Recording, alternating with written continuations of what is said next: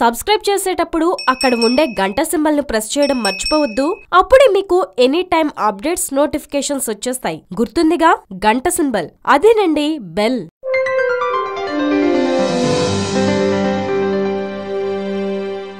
ప్రధానమంత్రి నరేంద్ర మోదీపై బీహార్కు చెందిన ఓ మంత్రి వివాదాస్పద వ్యాఖ్యలు చేశారు. మోదీ చిత్రపటాలను చెప్పులతో కొట్టాలని పిలుపునిచ్చారు. అంతేకాదు ప్రధాని ఓ బందిపోటు అంటూ ఘాటుగా విమర్శించారు. ఫిబ్రవరి 22న బీహార్లోని అమౌర్లో కాంగ్రెస్ ఆధ్వర్యంలో నోట్ల రద్దును నిరసిస్తూ నిర్వహించిన జన్వేదన ర్యాలీలో ఆ రాష్ట్ర మంత్రి అబ్దుల్ జలీల్ మస్తాన్ ప్రధాని మోదీపై వివాదాస్పద వ్యాఖ్యలు చేశారు. ఈ వ్యాఖ్యలు ఇప్పుడు సోషల్ మీడియాలో దుమారం రేపుతున్నాయి. ప్రధానిపై అనుచిత వ్యాఖ్యలు చేసిన మంత్రిని తక్షణం కేబినెట్ నుంచి తొలగించాలని బీహార్ రాష్ట్ర బీజేపీ నేతలు డిమాండ్ చేశారు. మస్తాన్ పై కేసు పెట్టి అరెస్టు చేయాలని ప్రభుత్వాన్ని కోరారు. మస్తాన్ చేసిన వ్యాఖ్యలను సీఎం నితీష్ కుమార్ ఖండించారు.